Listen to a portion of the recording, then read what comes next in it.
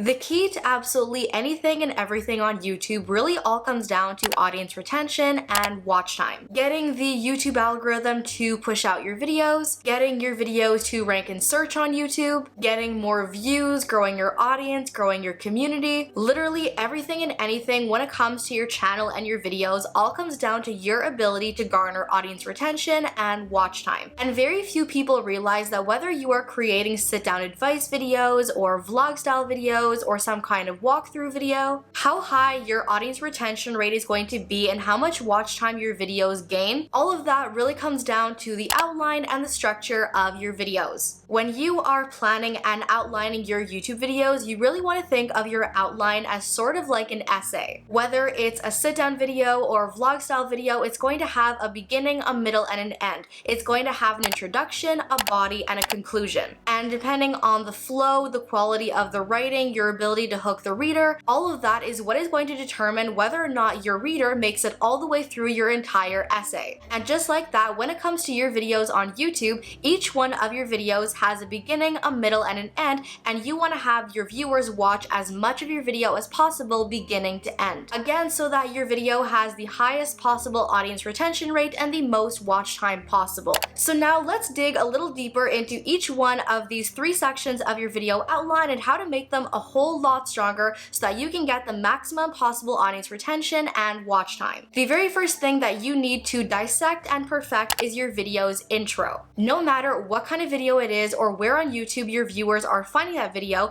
they're going to be watching it with a certain motive in mind. Either your video is an answer to some kind of question, either the title promises some kind of value, or the thumbnail promises some kind of value, and the one and only thing that your video's intro is going to do is to confirm or deny whether that person is going to get exactly what they came looking for by continuing to watch your video. So spending an entire minute in your intro by introducing yourself and reiterating the title, telling everybody what it is you do on your channel, that is going to massively impact your audience retention and your watch time, because it's going to be a lot more likely that people get bored and click off your video in the intro before they even get into the rest of your video. For me personally, when it comes to my own videos, I always try to keep each one of my intros under a minute and as close to 30 seconds or less as possible. Because if you are not already aware, the 30-second mark is one of the biggest factors that the algorithm is looking for, and whether or not a large majority of that video's audience is still watching at the 30-second mark is a huge factor in whether or not your video continues getting pushed out. So that is why when you are planning and outlining your video and you are first outlining your intro, you want to ask yourself,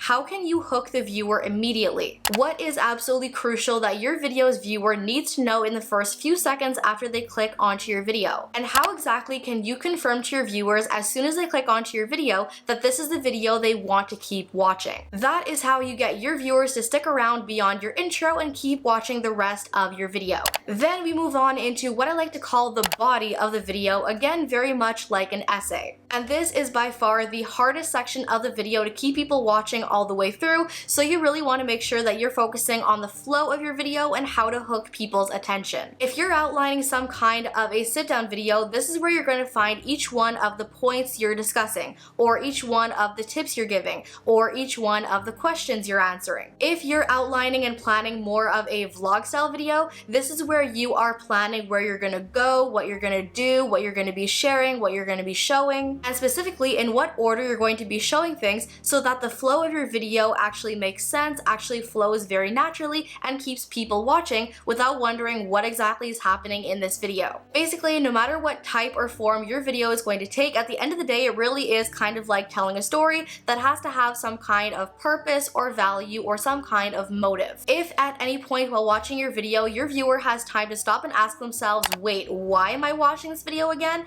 Then your flow is not doing a very good job of hooking your viewer and keeping them watching, which usually means that your video lost momentum at some point throughout the video, and that's why you are losing people and people are clicking away from your video. So by outlining your videos, knowing top to bottom exactly what the video is going to look like, what it's going to include, what order everything is going to be going in, and even knowing from the beginning what the viewer's takeaway is going to be by the end of the video, those are the things that are going to help you to craft a perfect body for the outline of your video. And if ever you're looking for for more pointers on how to better structure your video or outline your videos, just watch other people's videos on YouTube that have been really successful and take notes on their editing techniques, the way that they talk to the camera, the way that their videos flow. Basically figure out why it is that you can watch some videos on YouTube all the way through without ever losing interest, and take notes on how to recreate that for your own videos. And that then takes us to section 3 of your video, which is the conclusion, aka in YouTube terms, the outro. Now obviously if you wanted to, your video's outro could very simply be thanks for watching, that's it, bye. However, what it is that you want to do here is you want people to go from the video of yours they're currently watching to another one of your videos rather than leaving your channel entirely to go to somebody else's video. Because this is what the YouTube algorithm calls session time. Basically, the YouTube algorithm is going to notice if instead of going from your video to somebody else's video,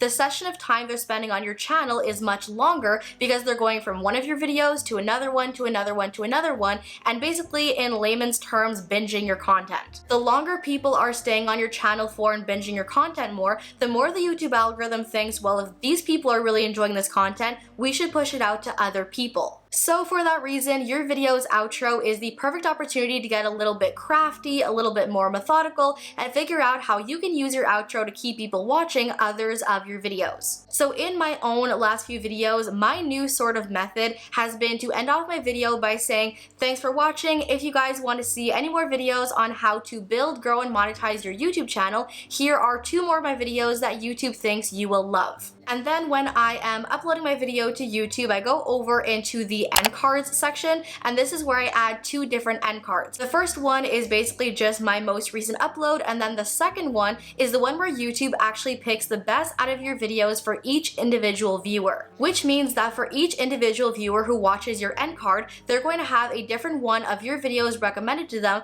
based off of their search history, their watch history, and which of your videos YouTube thinks they will most likely want to watch. Again, just upping the chances of that viewer actually staying on your channel, watching more of your content, binging your content, rather than going from your video to somebody else's video and leaving your channel entirely. Again, the longer somebody is staying on your channel for and the more of your content they are binging, the longer your audience retention is going to be and the more watch time you're going to get. So that is how you can best plan and outline each one of your videos with the 3-section model in mind. And if you guys are looking for any more videos on how to build, grow, and monetize your YouTube channel, here are 2 more of my videos that YouTube thinks you will love.